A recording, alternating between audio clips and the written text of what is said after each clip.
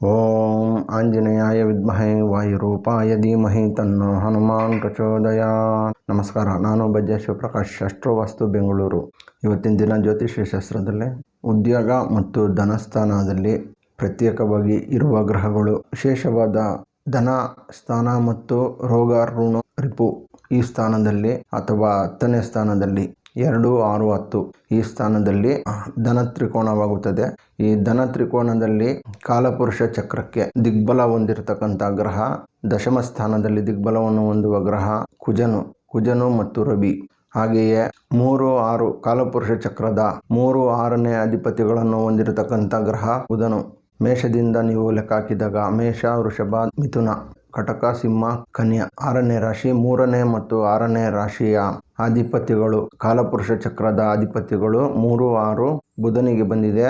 ಹಾಗೂ 1 ಮತ್ತು 8ನೇ ಅಧಿಪತಿಗಳು ಕುಜನಿಗೆ ಬಂದಿದೆ. ಆದರೆ ಈ ಸ್ಥಾನಗಳಲ್ಲಿ 3, 6, 10 ಅಥವಾ ಧನಸ್ಥಾನದಲ್ಲಿ 2, 6, 10 ಈ ಸ್ಥಾನದಲ್ಲಿ ಕುಜನಾಗಲಿ ಬುಧನಾಗಲಿ ತನ್ನ ಎಕ್ಸಾಲ್ಟೇಷನ್ ಅನ್ನು ಹೊಂದಿ ತನ್ನ ರಾಶಿಗಳಲ್ಲಿ ಅಥವಾ ಎಕ್ಸಾಲ್ಟೇಷನ್ ಆಗುವ ರಾಶಿಗಳಲ್ಲಿ 3, 6, 10ನೇ ಸ್ಥಾನಗಳಾಗಿ ಬಂದಲ್ಲಿ ಉತ್ತಮ ಪ್ರಗತಿಯನ್ನು ಉದ್ಯೋಗದಲ್ಲಿ ಮತ್ತು ಹಣಕಾಸಿನ ವಿಷಯಗಳಲ್ಲಿ ಹೆಚ್ಚಿನ ಸಾಧನೆಯನ್ನು ಮತ್ತು ಪ್ರಗತಿಯನ್ನು ಹೊಂದುತ್ತಾರೆ ಮತ್ತು ಧನಲಾಭವನ್ನು, ವಿಶೇಷವಾಗಿ ಧನಲಾಭವಾಗುತ್ತದೆ.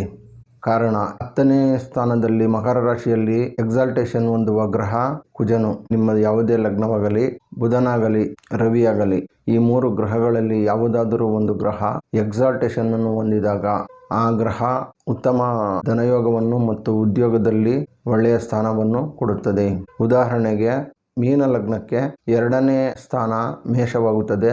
ಇಲ್ಲಿ ರವಿಯು ಎಕ್ಸಾಲ್ಟೇಷನ್ ಹೊಂದುತ್ತಾನೆ. ಇಲ್ಲಿ ರವಿಯು ಎಕ್ಸಾಲ್ಟೇಷನ್ ಹೊಂದಬೇಕಾದ್ರೆ 6ನೇ ಅಧಿಪತ್ಯವನ್ನು ಬಂದಂತಹ ಗ್ರಹ 2ನೇ ಸ್ಥಾನದಲ್ಲಿ ಎಕ್ಸಾಲ್ಟೇಷನ್ ಹೊಂದಿದಾಗ ಸರ್ವಿಸ್ ಓರಿಯೆಂಟೆಡ್ ರವಿಯ ಕಾರಕತ್ವಗಳು ಸರ್ಕಾರ ಮತ್ತು ಸರ್ಕಾರಕ್ಕೆ ಸಂಬಂಧಪಟ್ಟಂತಹ ಸಬ್ ಕಾಂಟ್ರಾಕ್ಟ್ ಈ ತರಹ ಉಪ ವಿಭಾಗಗಳಲ್ಲಿ ಮತ್ತು ಕಾಂಟ್ರಾಕ್ಟಿಂಗ್ ಸರ್ಕಾರಕ್ಕೆ ಸಂಬಂಧಪಟ್ಟಂತಹ ವಿಷಯಗಳಲ್ಲಿ, ಸೇವೆಗಳಲ್ಲಿ ಉತ್ತಮ ಹಣಕಾಸಿನ ಹಣವನ್ನು ಸಂಪಾದನೆ ಮಾಡುತ್ತಾರೆ. ಇದು 2ನೇ ಸ್ಥಾನದಲ್ಲಿ ಎಕ್ಸಾಲ್ಟೇಷನ್ ಆಗುವುದರಿಂದ. ಹಾಗೆಯೇ 8ನೇ ಸ್ಥಾನದಲ್ಲಿ ಬುಧನಿದ್ದರೆ ನೇರವಾಗಿ ಬುಧನು ಇರಲು ಸಾಧ್ಯವಿಲ್ಲ. ಯಾಕೆಂದರೆ ಬುಧನು ಒಂದು 30ರಿಂದ ಒಂದು ರಾಶಿಯನ್ನು ಬಿಟ್ಟು ಮತ್ತೊಂದು ರಾಶಿಯಲ್ಲಿ, ಅಕ್ಕಪಕ್ಕ ರಾಶಿಗಳಲ್ಲಿ ಮಾತ್ರ ಇರಲು ಸಾಧ್ಯವಾಗುತ್ತದೆ.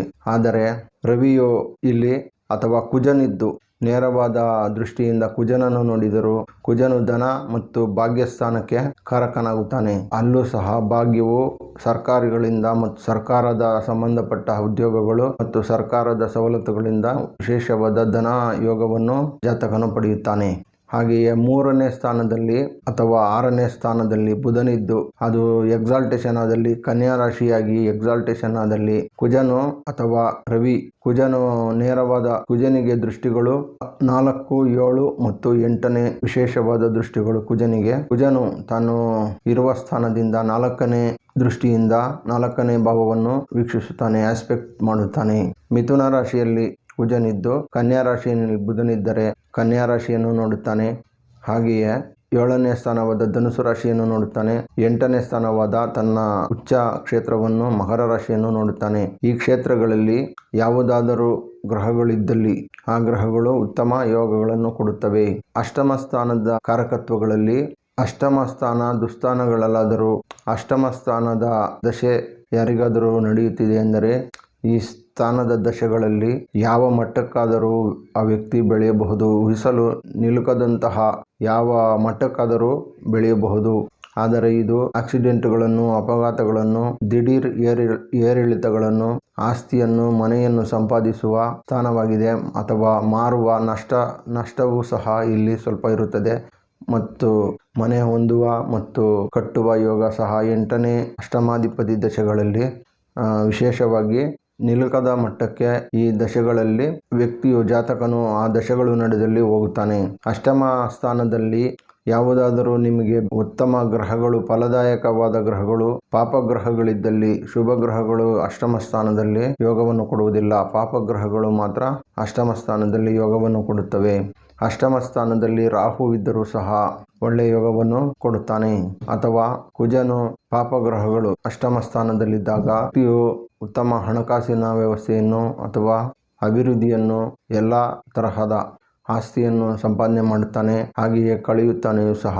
ದಿಢೀರನೆ ಹೊಂದುವ ಮತ್ತು ಕಳೆದುಕೊಳ್ಳುವ ಸೂಚನೆಗಳಿರುತ್ತವೆ. ಈ ದಶೆಗಳಲ್ಲಿ ನೀವು ಸ್ವಲ್ಪ ಜಾಗ್ರತೆಯಿಂದ ನಿಮಗೆ ಬಂದಿರತಕ್ಕಂಥ ಆಸ್ತಿಯನ್ನು ನೀವು ಬೇರೆಯವರ ಹೆಸರಿನಲ್ಲಿ ಮಾಡುವುದರಿಂದ ಅದು ಸ್ವಲ್ಪ ಜಾಗ್ರತೆ ವಹಿಸಿ ಬೇರೆಯವರ ಹೆಸರಿನಲ್ಲಿ ಮಾಡುವುದರಿಂದ ಅದು ಸ್ವಲ್ಪ ಉಳಿಸಿಕೊಳ್ಳಬಹುದು. ಮತ್ತು ಹಾಗೆಯೇ ಆ ದಶೆಗಳಲ್ಲಿ ನಿಲುಕದ ಮಟ್ಟಕ್ಕೆ ಜಾತಕನನ್ನು ಕೊಂಡೊಯ್ಯುತ್ತದೆ. ಮಿತ್ರ ರಾಶಿಯಾಗಿರಬೇಕಾಗುತ್ತದೆ. ಶತ್ರು ರಾಶಿಯಾದರೂ ಸಹ ಅಲ್ಲಿ ಶತ್ರು ಗ್ರಹಗಳು 8ನೇ ಸ್ಥಾನಕ್ಕೆ ಸಂಬಂಧಪಟ್ಟ ಅಧಿಪತಿಯು 6 ಮತ್ತು 12ರಲ್ಲಿದ್ದರೆ ಇದು ವಿಪರೀತ ರಾಜಯೋಗವಾಗುತ್ತದೆ. 6 ಮತ್ತು 12ನೇ ಸ್ಥಾನದಲ್ಲಿ ಅಥವಾ 8ನೇ ಸ್ಥಾನದಲ್ಲಿದ್ದರೂ ಸಹ ಉತ್ತಮ ಯೋಗವನ್ನು ಕೊಡುತ್ತದೆ. ಕುಜನು ಅಷ್ಟಮ ಸ್ಥಾನದಲ್ಲಿ ಅಷ್ಟಮ ದೃಷ್ಟಿಯನ್ನು ವೀಕ್ಷಿಸುವ ದಶೆಗಳು ಸಹ ಉತ್ತಮ ಯೋಗಗಳನ್ನು ಕೊಡುತ್ತವೆ. ಕುಜನು ಆಧಿಪತ್ಯ ಶುಭನಾಗಿ ಯೋಗವನ್ನು ಕೊಟ್ಟರೆ, ಕುಜನು ಬರೀ 7 ವರ್ಷ ಕುಜ ದಶೆಯಲ್ಲಿ ಬರೀ 7 ವರ್ಷ ಅವನು ಯೋಗವನ್ನು ಕೊಟ್ಟಾಗ 20 ವರ್ಷ ಕೊಡುವ ಶುಕ್ರ ದಶೆಗಿನ್ನ 4ರಷ್ಟು ಹೆಚ್ಚಿಗೆ ಯೋಗವನ್ನು ಕೊಟ್ಟು ಅಷ್ಟು ಯೋಗವನ್ನು ಹಣಕಾಸಿನ ಸಮೃದ್ಧಿಯನ್ನು ಕುಜನು ಕೊಡುತ್ತಾನೆ. ಕಡಿಮೆ ವರ್ಷವಿದ್ದರೂ ನೀವು ಜೀವನದಲ್ಲಿ ಕುಂತು ತಿನ್ನುವಷ್ಟು ಯೋಗವನ್ನು ಕುಜನು ತನ್ನ 7 ವರ್ಷ ದಶಾಕಾಲದಲ್ಲೇ ಕೊಡುತ್ತಾನೆ ಕುಜನು. ಆದರೆ ಪಾಪಗ್ರಹಗಳು ಶುಭಾಧಿಪತ್ಯಗಳಾದಾಗ ಅವು ಸಹ 3, 6, 10, 11 ಈ ಸ್ಥಾನಗಳಲ್ಲಿ ಇದ್ದಾಗ ಒಳ್ಳೆ ಫಲಗಳನ್ನು ಕೊಡುತ್ತವೆ. ಕೇಂದ್ರಗಳಲ್ಲಿ ಶುಭ ಗ್ರಹಗಳು ಇದ್ದರೆ ಉತ್ತಮ ಫಲಗಳು ಕೊಡುತ್ತವೆ. ತ್ರಿಕೋನಗಳಲ್ಲಿ 1, 5, 9ರಲ್ಲಿ ಶುಭ ಗ್ರಹಗಳಿದ್ದರೆ ಉತ್ತಮ ಫಲಗಳು ಕೊಡುತ್ತವೆ. ಇಲ್ಲಿ ಶುಭ ಗ್ರಹಗಳು ಗುರು, ಶುಕ್ರ, ಬುಧ, ಚಂದ್ರ. ಶುಭ ಗ್ರಹಗಳು ಆಧಿಪತ್ಯ ಪಾಪಿಗಳಾದರೂ ಸಹ ಯಾವುದೇ ಲಗ್ನಕ್ಕೆ 1, 5, 9ನೇ ಸ್ಥಾನದಲ್ಲಿ ಉತ್ತಮ ಫಲಗಳನ್ನೇ ಕೊಡುತ್ತವೆ. ಮತ್ತು 2, 6, 10 ಈ ಸ್ಥಾನಗಳಲ್ಲಿ ಕುಜನು, ರವಿಯು, ರಾಹು, ಕುಜನು, ಶನಿ, ರವಿ, ರಾಹು ಈ ಗ್ರಹಗಳು ಬಂದಲ್ಲಿ 3ನೇ ಸ್ಥಾನದಲ್ಲಿ, 6ನೇ ಸ್ಥಾನದಲ್ಲಿ, 10ನೇ ಸ್ಥಾನದಲ್ಲಿ ಒಳ್ಳೆಯ ಯೋಗಗಳನ್ನು ಕೊಡುತ್ತವೆ. 11ನೇ ಸ್ಥಾನದಲ್ಲೂ ಸಹ ಒಳ್ಳೆಯ ಯೋಗವನ್ನು ಕೊಡುತ್ತದೆ. ಉದ್ಯೋಗದಲ್ಲಿ ಉತ್ತಮ ಪ್ರಗತಿಯನ್ನು ಸಾಧಿಸಲು ರವಿ, ಶನಿ, ಕುಜ, ರಾಹು ಈ ಗ್ರಹಗಳು ಉತ್ತಮ ಪ್ರಗತಿಯನ್ನು ಸಾಧಿಸಲು ಮತ್ತು ಉನ್ನತ ಮಟ್ಟಕ್ಕೆ ಏರಲು ಈ ಗ್ರಹಗಳು ಸಹಕಾರಿಯಾಗುತ್ತವೆ.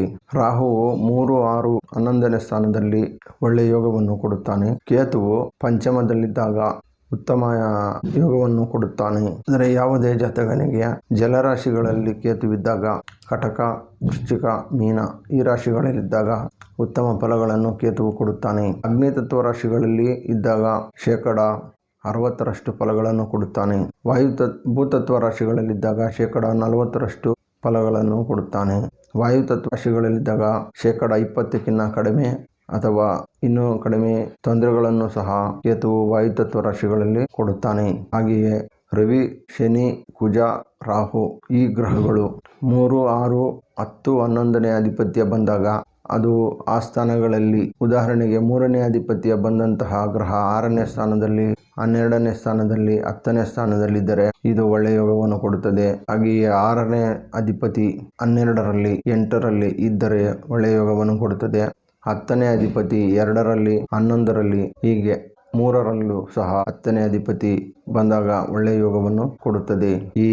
ಈ ತರಹದ ಉದ್ಯೋಗದಲ್ಲಿ ಸ್ಥಿರತೆಯನ್ನು 2, 6, 10, 11ನೇ ಸ್ಥಾನಗಳಿಂದ ನೋಡಿದಾಗ 2, 6, 10 ಸ್ಥಾನಗಳು ಧನ ತ್ರಿಕೋನಗಳಾಗುತ್ತವೆ. ಉದಾಹರಣೆಗೆ ಮೇಷಲಗ್ನವನ್ನು ತೆಗೆದುಕೊಂಡಾಗ 2ನೇ ಸ್ಥಾನ ವೃಷಭವಾಗುತ್ತದೆ, 6ನೇ ಸ್ಥಾನ ಕನ್ಯಾ ರಾಶಿಯಾಗುತ್ತದೆ, 10ನೇ ಸ್ಥಾನ ಮಕರ ರಾಶಿಯಾಗುತ್ತದೆ. ಹೀಗೆ ಯಾವುದೇ ಲಗ್ನಕ್ಕೆ 2, 6, 10, 11ನೇ ಸ್ಥಾನಗಳು ಭೂತತ್ವಗಳಾದರೆ 3 ರಾಶಿಗಳು ಭೂತತ್ವಗಳಾಗುತ್ತವೆ. ಜಲತತ್ವಗಳಾದರೆ 3 ರಾಶಿಗಳು ಜಲತತ್ವಗಳಾಗುತ್ತದೆ. ವಾಯುತತ್ವಗಳಾದರೆ 3 ರಾಶಿಗಳು ಒಂದೇ ತತ್ವಗಳಲ್ಲಿ ಬರುತ್ತವೆ. 2, 6, 10ನೇ ಈ ಅಧಿಪತಿಗಳು ಉತ್ತಮ ಪ್ರಗತಿಯನ್ನು ಸಾಧಿಸಲು ಉತ್ತಮ ಸ್ಥಾನಗಳಲ್ಲಿದ್ದಾಗ ಸಹಾಯವಾಗುತ್ತದೆ. ಉದ್ಯೋಗದ ವಿಷಯಗಳಲ್ಲಿ ಈ ಗ್ರಹಗಳನ್ನು ಉತ್ತಮ ಸಾಧನೆ ಮಾಡುವಲ್ಲಿ ಸಹಾಯಕಾರಿಯಾಗಿರುತ್ತವೆ. ಈ ವಿಡಿಯೋದ ಬಗ್ಗೆ ನಿಮಗೇನಾದರೂ ಪ್ರಶ್ನೆಗಳು, ಸಂದೇಹಗಳಿದ್ದಲ್ಲಿ ಕಾಮೆಂಟ್ಸ್ ಮಾಡಿ, ನಾನು ನಿಮ್ಮ ಕಾಮೆಂಟ್ಸ್ಗಳಿಗೆ ಉತ್ತರಿಸುತ್ತೇನೆ. ನಮಸ್ಕಾರ. ಬಜ್ಜಾ ಶಿವಪ್ರಕಾಶ್, ಅಸ್ಟ್ರೋ ವಾಸ್ತು, ಬೆಂಗಳೂರು.